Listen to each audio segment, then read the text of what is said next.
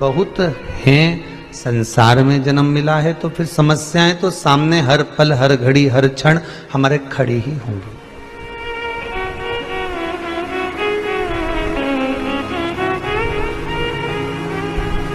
पर यदि विश्वास है, भरोसा है, दृढ़ता है, तो फिर संसार की ऐसी कोई समस्या नहीं जिसका कोई हल नहीं।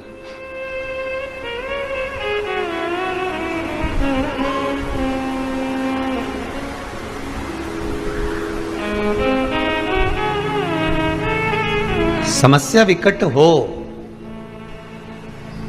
कोई धन लेकर चले गया, लाखों रुपए नहीं दे रहा, खा गया, कोई कर्जा हो गया बहुत सारा,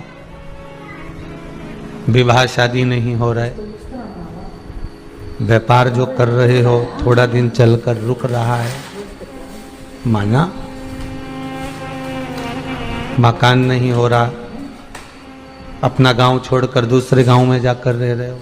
समस्याएं तो संसार में ऐसा कोई मानव नहीं जिसको नहीं, पर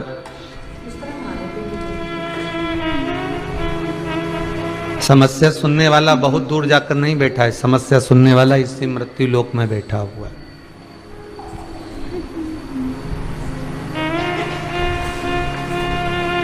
यदि समस्या विकट है तो महादेव भी तो आपके निकट है, शिव भी तो आपके करीब में है, और अगर शंकर आपके नजदीक में है, शिव आपके करीब में है, तो फिर समस्या कैसी भी हो उसका निवारण हो।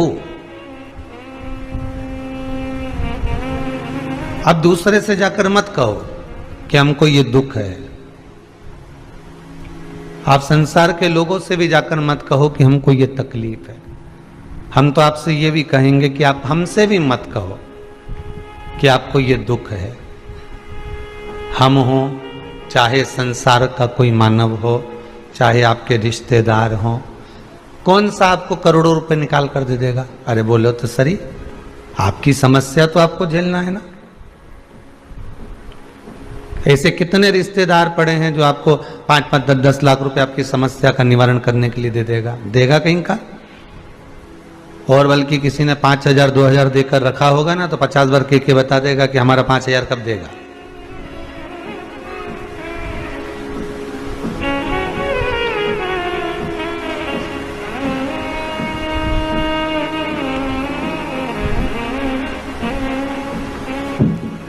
आप आकर अगर कह भी दोगे अपने रिश्तेदारों से, अपने नातेदारों से, अपने कुटुंबियों से, अपने परिवार वालों से कि मुझे बहुत दुख है, मुझे बहुत तकलीफ है, मुझे बहुत कष्ट है,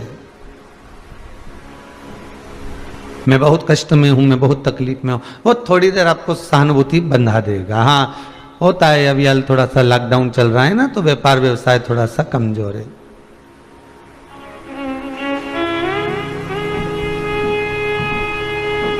चल जाएगा, अभी 2-4 साल में अच्छा व्यापार हो जाएगा।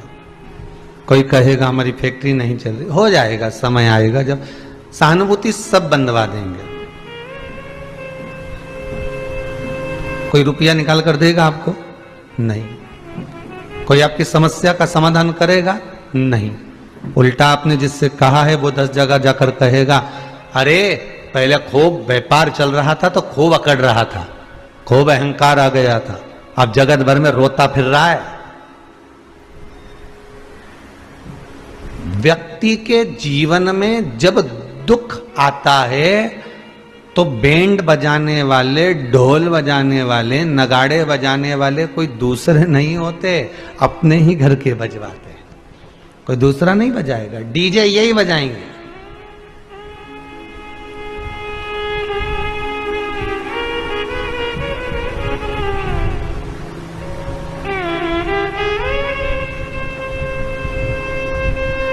ना परिवार से कहिए, ना कुटुंब से कहिए, ना रिश्तेदारों से कहिए कि हमको ये तकलीफ है, हमको इतने की जरूरत है, हमको इतने का खर्चा है, हमारा कर्जा इतना बढ़ गया है, हमको ये समस्या है।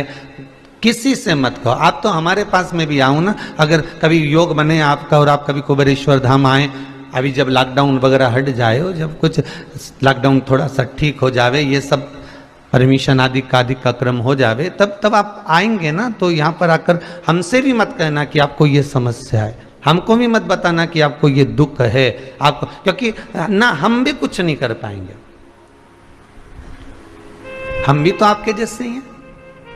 पर हमसे भले मत कहो, परिवार वालों से भले मत कहो, रिश्तेदारों से भले मत कहो, पर एक तुम्हारा है और वो देव अधिदेव महादेव तुम्हारा है। तुम उससे कह दो जाकर कि मुझे समस्या है, मुझे ये दुख है, मुझे ये तकलीफ है।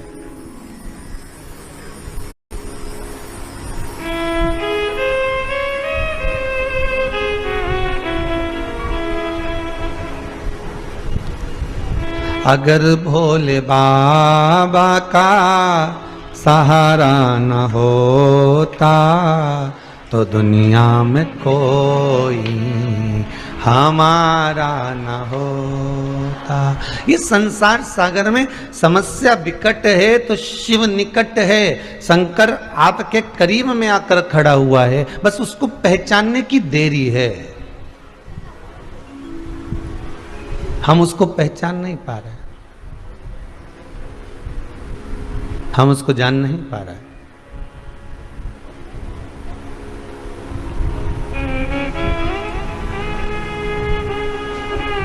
किसी रिश्तेदार से मिलने जाते हो अपनी समस्या के लिए, अपने दुख के लिए, अपनी तकलीफ के लिए, तो विश्वास लेकर जाते हो कि नहीं जाते कि वहां से तो मेरी मौसी का छोरा है, खूब पैसा उसके पास में, अगर मैं कहूंगी ना एक बार उससे जाके कि मुझे 20,000 रुपए की जरूरत है, वो दे देगा, विश्वास है मुझे उस पर।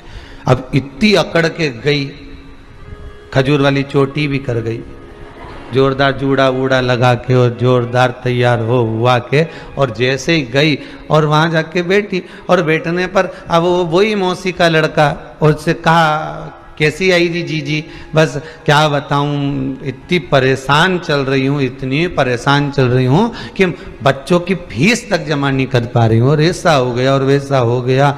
अब वो तो दुख है, रही जिंदगी है दुख की, वो तो आना जाना लगा रहता है, पर थोड़ा संघर्ष करो, थोड़ा सा झेलना तो पड़ेगा, संघर्ष तो करना पड़ेगा। वो मासी का छोरा कह रिया कि झेलना तो पड़ेगा।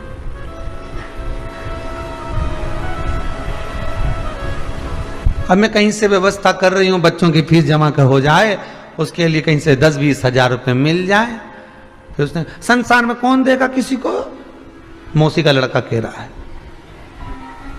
और किसी के यहां जाके कहना भी मत बोल, इसलिए तो मैं कहीं नहीं गई भैया, तेरे पास में आई हूं, तू मेरी मासी का छोरा है, खूब अच्छा तेरा कमाई धंधा पानी चल रहा है, बच्चों के 20,000 रुपए फीस के जमा करना, तो पहले बोल देती मेरे को फोन लगा के, मैं तेरे को भेज देता, पर अभी कली सारा की सारा घर का बीन के और एक मकान ले लिया। अच्छा कुछ नहीं बिल्कुल।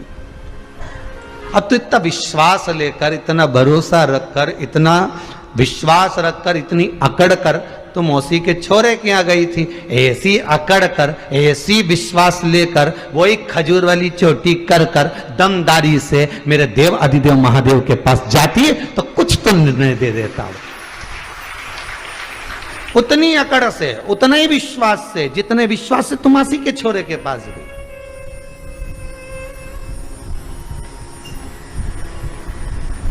वही विश्वास, वही भरोसा आप जो दूसरे पर करते हो ना, अपनों पर करते हो ना, उतना विश्वास, उतना भरोसा आप देवाधिदेव महादेव पर क्यों नहीं कर पाते भाई? किससे लिए क्यों नहीं कर पाते?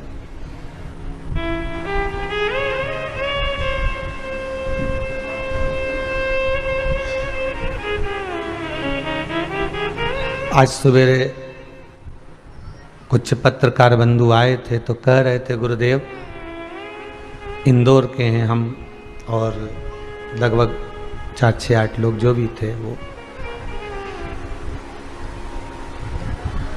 कह रहे थे कि दुनिया में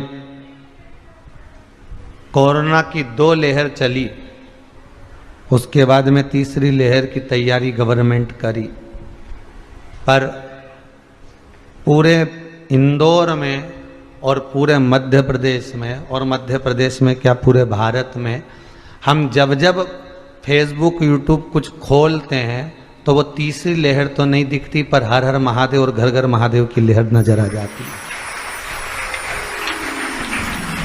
वो तो नजर नहीं आएगी, पर शिव हर घर में नजर आ जाता है। 2 बजे कथा चालू होती है, लोग टीवी के सामने बैठ जाते हैं, टीवी का वॉल्यूम ऐसा बढ़ा के बैठते हैं कि मोहल्ले के जो नहीं सुन रहे होते हैं उनको भी सुनना ही पड़ती है। और तो और बुजुर्ग तो बुजुर्ग, घर की बहुएं, घर की बेटियां, घर के बेटे, घर के बच्चे भी शंकर की कथा को ऐसे प्रेम से श्रवण कर रहे हैं, इतने आनंद में सुन रहे हैं, इतनी मस्ती में सुन रहे हैं कि उनको शायद हमने नहीं सोचा था कभी कि ये बच्चे धर्म की ओर बढ़ जाएंगे, पर उनके भीतर धर्म प्रवेश कर गया, उनके भीतर भगवान शिव प्रवेश कर गया। चाहिए क्या अपने को?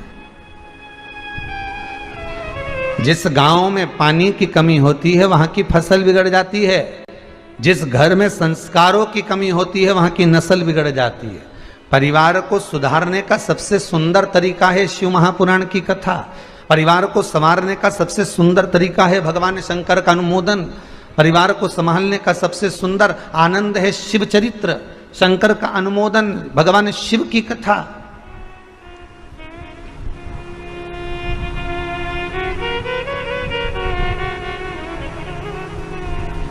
आप उस देवाधिदेव महादेव को अपनी चित्तवृत्ति में बिठाओ तो, पर विश्वास रखकर बिठाना, भरोसा रखकर बिठाना। और अगर विश्वास रखकर बिठाया है, भरोसा रखकर बिठाया है, तो शंकर क्यों ना कृपा करेगा।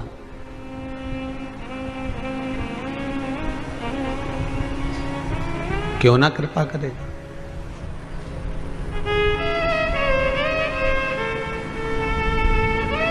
सब दूर से आस छूट जाए,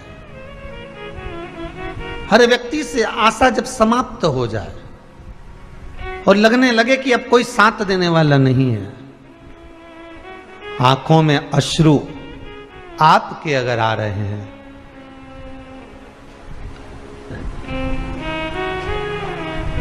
महाराज, तब शिव को याद कर लेना। एक बार जरूर याद करना, मेरे देवाधिदेव महादेव को एक बार दिल से अवश्य याद करिएगा। अश्रु आंसू किसके निकलते हैं? जिसका भीतर का विश्वास टूट गया हो, जिसने जगत में सबको आजमा कर देख लिया हो और अंत में भी उसका कोई रिजल्ट सामने नहीं आया, तब वो परमात्मा के पास जाकर फिर रोता है, सदगुरु के पास जाकर, गुरुजन के सामने जाकर, संतजन, साधुजन, तपस्वी जन, साधक, उपासक के पास जाकर, माता पिता के आगे फिर वो रो लेता है, फिर वो रोती है।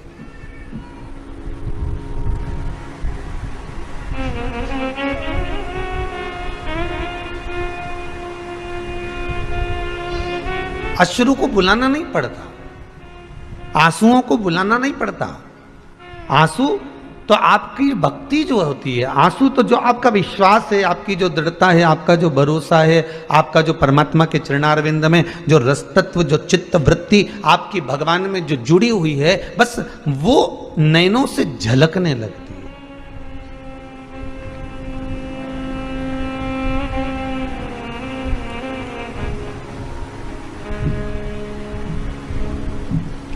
कि लिखन वाले तू हो के दयाल लिखना, मेरे हृदय अंदर सतगुरु दा प्यार लिखना, नैनों में लिखना दर्शन गुरु का, मुख पर गुरु जी दा नाम लिखना, मेरे हृदय अंदर सतगुरु दा प्यार लिखना। क्यों? गुरु तत्व में शिव छुपा हुआ है।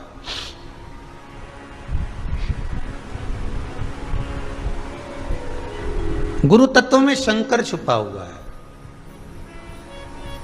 किसी ने एक प्रश्न किया था, हम गुरु पूर्णिमा पे गुरु मंत्र नहीं ले पाए और हमारा कोई गुरु नहीं है और हमारी अवस्था हो गई 72 साल की, अब बताओ हम मर गए तो हमें गुरु मंत्र चाहिए, हमें गुरु मंत्र दो। हम कहे माँ हाथ जोड़ के निवेदन है, कोई भी गुरु मंत्र देने वाला होता है तो गुरु पूर्णिमा पे देता होगा।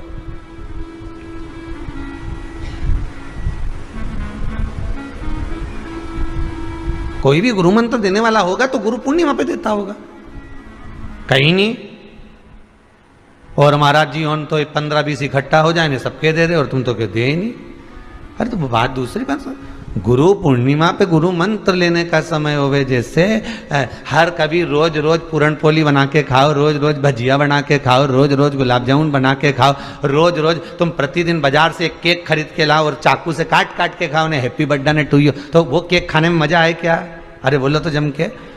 होली का गाना, होली का गीत, होली के गीत तुम बाकी के समय पर सुन के बताओ, अच्छे नहीं लगेंगे, पर होली का जब समय आएगा तो होली के गीत अच्छे लगेंगे। राखी का समय आएगा तो भैया मेरे राखी का बंधन के निभाजे तो गीत अच्छा लगे, और जैसी राखी समाप्त हुई तो कोई गीत अच्छा लगे। जन्माष्टमी आई तो भगवान कृष्ण के जन्म के गीत अच्छे लगते हैं, रामनवमी आई तो राम जी के जन्मोत्सव के गीत अच्छे लगते हैं, दिवाली आई तो दिवाली की आतिशबाजी अच्छी लगती है। समय होता है हर चीज का, गुरु मंत्र का भी एक समय, एक वृक्ष पर जो फल लगे हैं वो भी एक समय पर पनपते हैं, एक समय पर फलित होते हैं।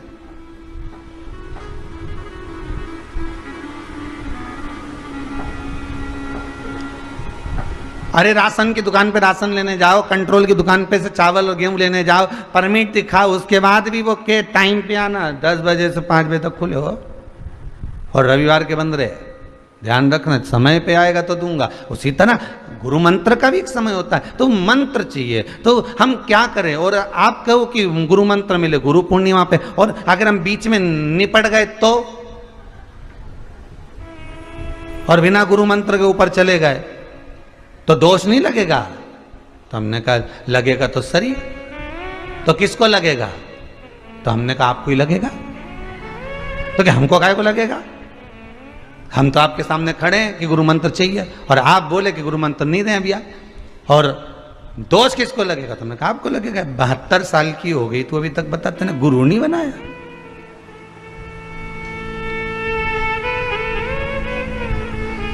गुरु जी पूछो ही मती तुम तो मेरी। हमारा पति कभी भजन में नहीं जाने दे, कीर्तन में नहीं जाने दे। तुमने कहा भजन गाने का मना करता है क्या? अब क्या बताएं, हम वो नहीं गान दे न जान दे तो भजन से क्या तकलीफ उसको? आया है क्या? हाँ आया, बुला जरा बुला उसको। तो आया, क्यों भाई तेरे को भजन से क्या तकलीफ है, क्या दिक्कत?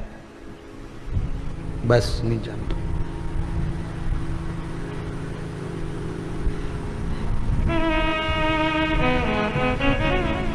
ठीक है, तुम तो ये क्या गुरु मंत्र दे दो ने जब थी दे, हमने कहा मां ये तुझे भजन में नहीं जाने देता ना, मत जा। पति कह रहा है कि मत जा तो मत जा, तू घर में बैठकर श्री शिवाय नमस्तुभ्यम तो जप सकती है, मंत्र तो बोल सकती है। ओम नमः शिवाय पंचाक्षर मंत्र का स्मरण कर सकते हो, ओम नमो भगवते वासुदेवाय का स्मरण कर सकते हो। शंकर गुरु है और गुरु शिव है, शिव गुरु है। तो क्यों ना, अगर मंत्र नहीं भी है तो हम जप क्यों नहीं सकते? हम क्यों ना जपें उसको?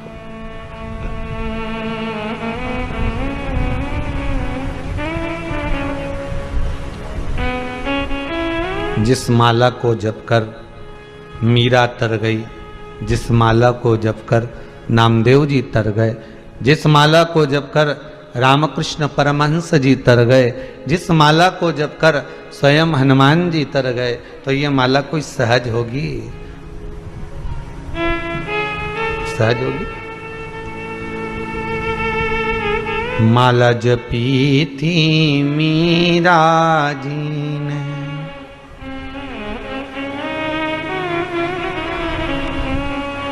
मुझे ला दो भजन की वही माला, मुझे ला दो भजन की वही माला, जिस माला को मीरा जपी थी, जिस माला को कर्मा जपी थी, मिल गए उनको नंद लाला, मुझे ला दो भजन की वही माला। जिस माला को मीरा ने, कर्मा ने, नामदेव ने, ध्रुव ने, प्रहलाद ने ना जाने कितनी बार जपा और जपते जपते उन्हें भगवान मिल गए, तो वो माला मैं भी तो जपूं। भगवत स्मरण की वो माला मेरे को जपना है, नाम स्मरण की वो माला मैं जपूं और नाम स्मरण में इतना डूब जाऊं कि भगवान मुझे मिल जाए। तो हमने कहा माता जी आपको अगर मंत्र लेना है तो उस मंत्र को तो आप समय पर लीजिए, पर एक मंत्र शंकर का जपते रहो, राम का, कृष्ण का, किसी का नाम जपते रहो। एक मंत्र के पीछे अगर आप पड़ गए,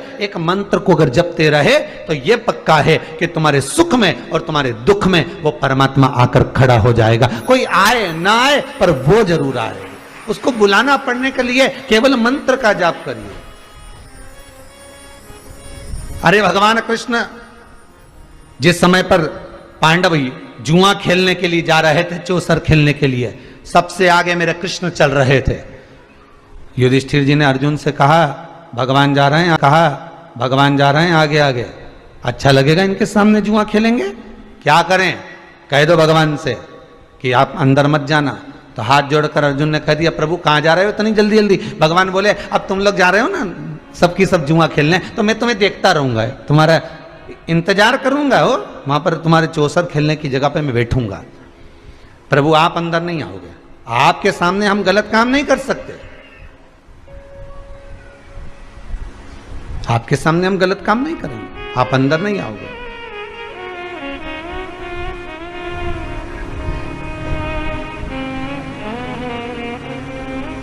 आप अंदर नहीं प्रवेश करोगे।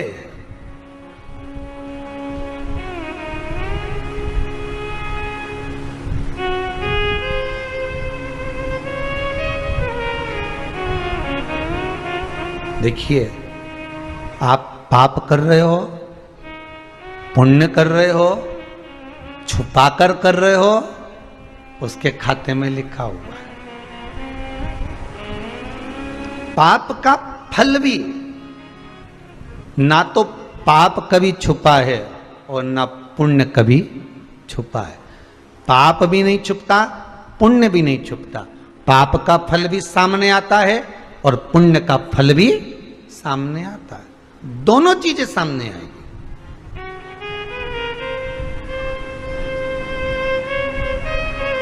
भले आप वो कहते हैं ना एक वो मोबाइल में एक वो होता है तो क्या स्टेटस डालते हैं ना, ऐसा कुछ है ना, या मैसेज डालते हैं, और उसमें व्हाट्सएप पे कई लोगों ने ऐसा ऐसा फंक्शन जोड़ के रखा रहता है कि वो देख भी ले तो भी टिक नहीं आए, ठीक है, देख ही नहीं रहे। उसने ऐसी सेटिंग कर कर रखी है कि वो ऑनलाइन दिखता ही नहीं है, देख ही नहीं रहे। बोलो ईमानदारी से, जितने लोग आस्था पर सुन रहे हो, कि सामने वाला व्यक्ति भले ऑनलाइन वो रे चाहे नहीं रहे, क्योंकि उसके भीतर हो सकता है कपट हो, उसके भीतर छल हो।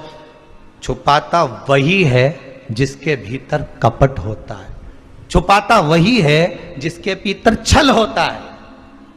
नहीं तो ब्लू टिक से क्या होता है?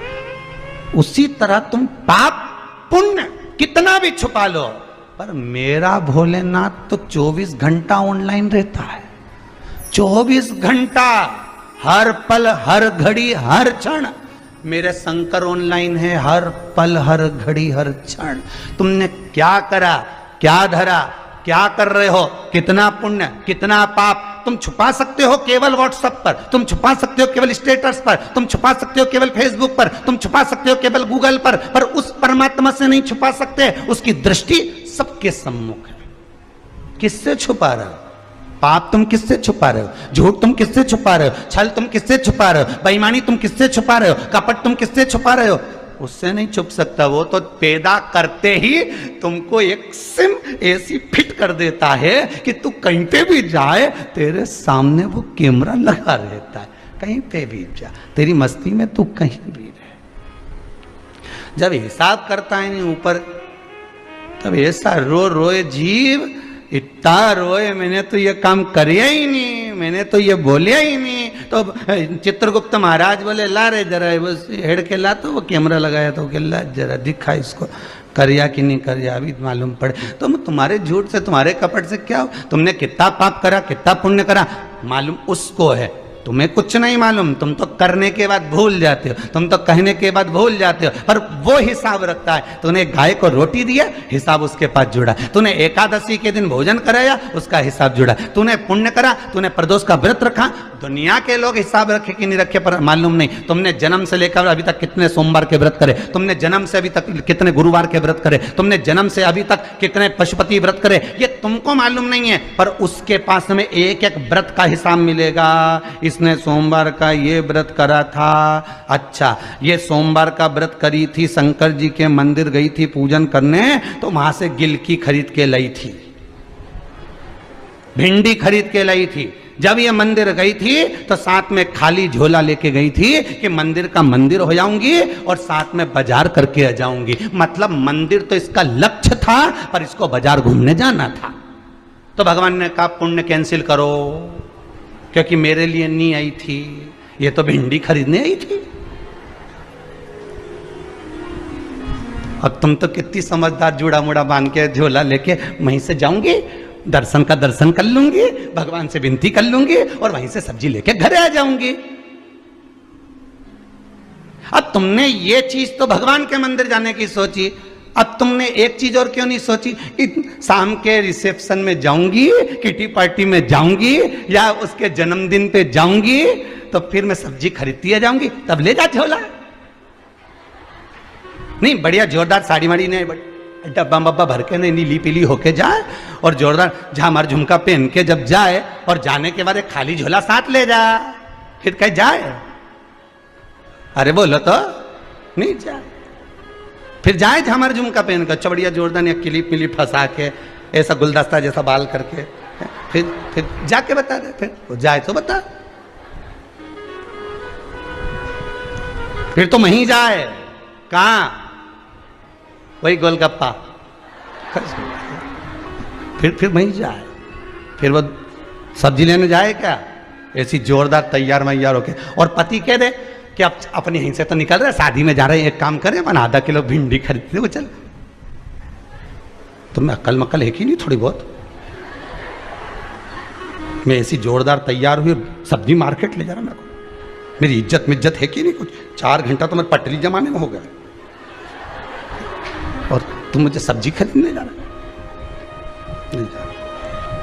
तो फिर कल सब्जी नहीं है, एक भी सब्जी क्या बनाएंगे? मैं तो दाल बना लूँगी, तुम चुपचाप चल चलो, तुम चल। अब बताओ, मान नहीं जाऊँ तो दाल। अब कितनी बड़ी बात कि तुम तुम्हारे रिश्तेदार के शादी में जाऊँ ना, तो सच धज के एक बार, फिर उसके चक्कर में तुम किसी के यहाँ नहीं जाओ, और मंदिर जाओ तो क्या सब्जी खरीद लाऊंगी? आती आती दूध की थैली ले आऊंगी, आती आती आधा किलो में बेसन ले आऊंगी।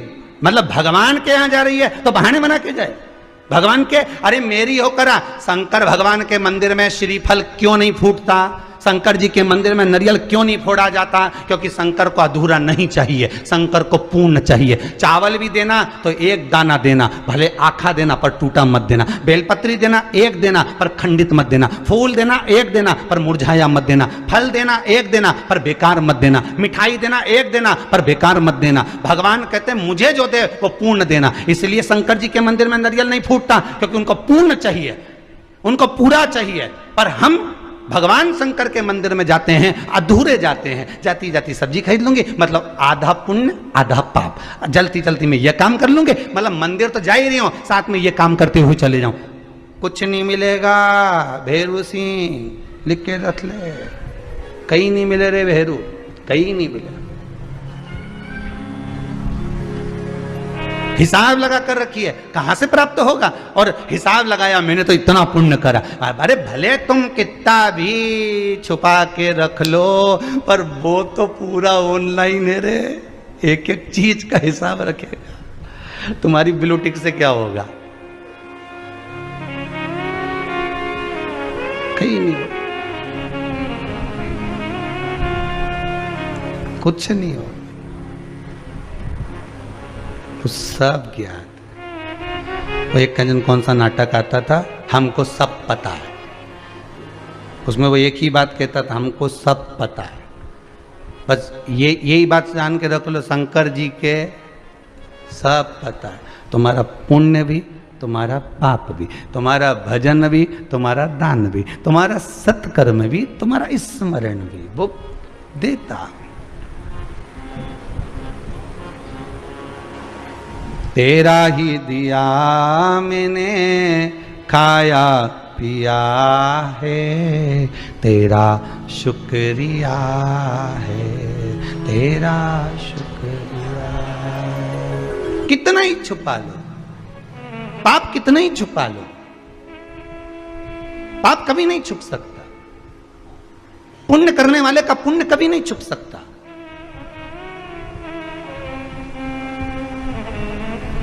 आप चुपचाप से भी अगर 2 रुपए दान करें, आपने गुप्त दान भी करा है, तो वो पुण्य भले आपने जगत से छुपा लिया, पर उससे नहीं छुप सकता, उसका तुम्हें पुण्य का भाग मिलेगा।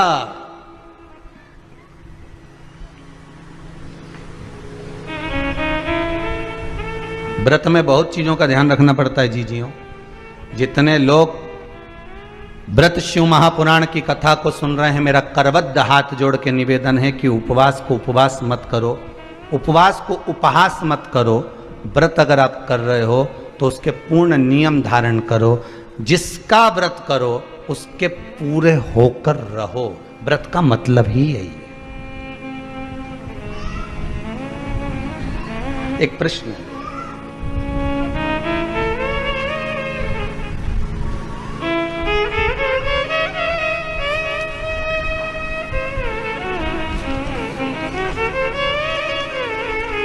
तो जरा मामा जी के दोगे ना कि इतना समय के बाद आया, तो पशुपति व्रत तो तुम 4 पहले से कर रही हो, 3 पहले से कर रही हो, तो एक काम करो, ये जो मामा जी आइडिया है नहीं, ठीक है, समझ गए ना उत्तम है कि और आगे समझा नहीं। हाँ, जैसे तो तुम सब समझदार हो रहे, कथा सुन सुन के समझदार हो गए, इतना तो कथा तुम ही बाँच लो है? बस समझ जाओ उत्तम है कि पशुपति व्रत 5 करना है। मान लो बीच में रजस वाला धर्म आ जाता है कभी कभी, तो आगे बढ़ता है कि नहीं बढ़ता? व्रत बढ़ता है ना।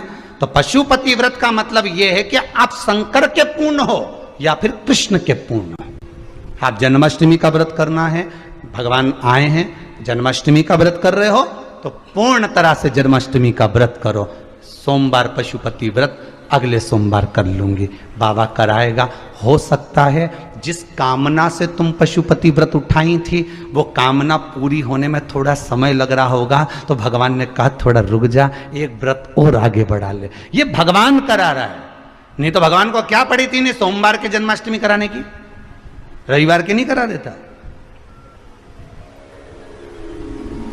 हर चीज में अच्छा सोचो,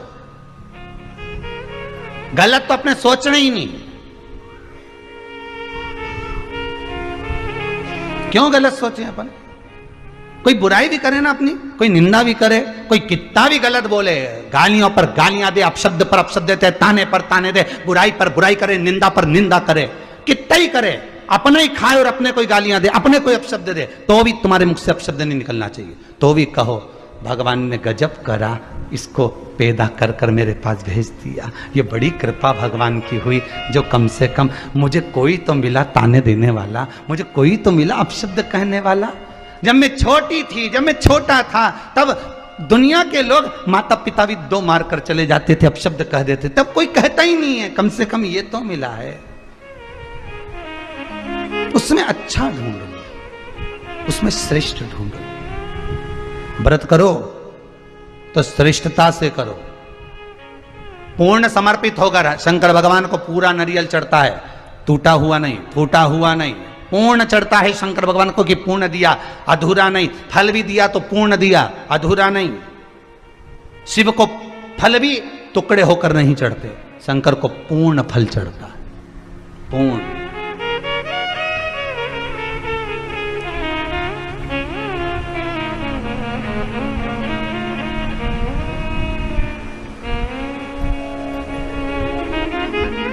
अरे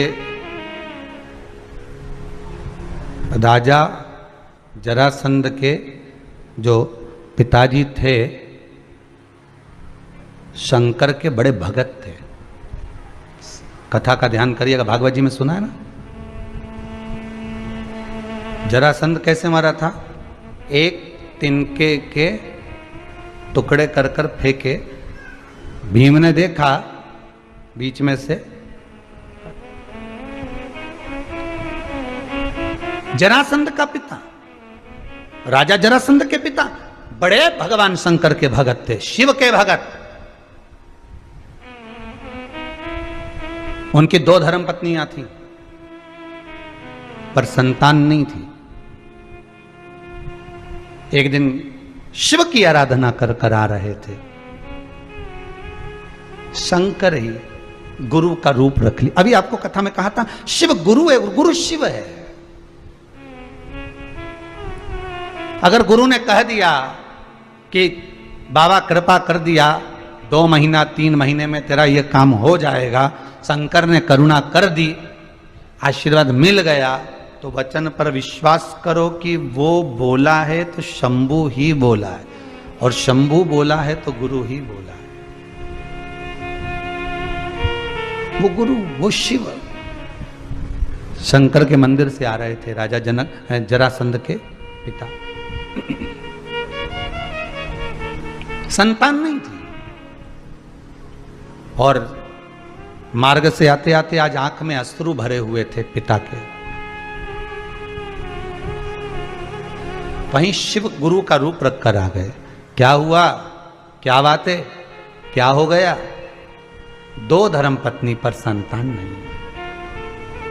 हमारे शास्त्र हमको कितनी सुंदर सीख देते हैं कि दशरथ जी के घर में संतान नहीं हुई तो उन्होंने गुरु जी के सामने जाकर हाथ जोड़कर निवेदन करा कि मेरे घर में 3 धर्मपत्नियां संतान नहीं है।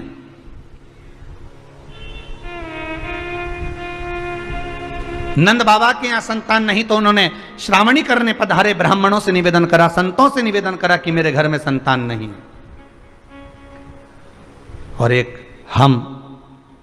हमारे संतान नहीं, या कोई तकलीफ है, या कोई कष्ट है, या कोई बीमारी है, या कोई रोग है, तो हम गुरु से नहीं कहते, हम गुरु के पास जाकर नहीं कहते। हम तो सबसे पहले ये जो ढोंग करने वाले होते हैं, प्रपंच करने वाले होते हैं, ये जो तुम्हें लूटने वाले होते हैं कि आओ और देकर जाओ, जो तुम्हें लूटते रहते हैं दिन रात, मैं तेरे को ये बना कर दे दूंगा, मैं तेरे को ये डोरा दे दूंगा, मैं तेरे को भभूति दे दूंगा, मैं तेरे को ये प्रदान कर दूंगा, तुम बस ले जाना, फेंक देना, ऐसा हो जाएगा। तो ये हम केवल बर्बाद हो रहे हैं।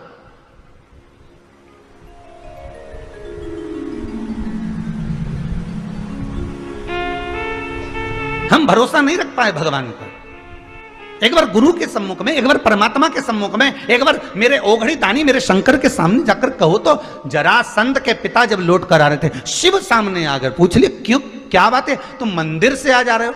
मंदिर जाते समय और मंदिर से आते समय आंखों में अश्रु नहीं होना चाहिए। भगवान को तकलीफ होती है कि ये मेरे पास आकर रो रहा है, इसको क्या हो गया, इसका दुख कटा, तब तो ये मंदिर आया है। व्यक्ति गुरु के दरवाजे, मंदिर की चौखट पर या परमात्मा के दर्शन करने तब पहुंचता है, किसी अच्छी जगह पर, भगवत भजन की जगह पर तब पहुंचता है। शिव महापुराण में, राम कथा में, भागवत कथा में व्यक्ति तब पहुंचता है जब उसका दुख भगवान काटना प्रारंभ कर देता है कि अब इसका दुख कटना प्रारंभ हो गया। अगर मंदिर जा रहे हो, देवालय जा रहे हो, कथा में जा रहे हो, सत्संग में जा रहे हो, भगवान की कथा में पहुंच रहे हो, तो समझ लेना कि भगवान ने अब तेरा दुख काटना प्रारंभ कर दिया।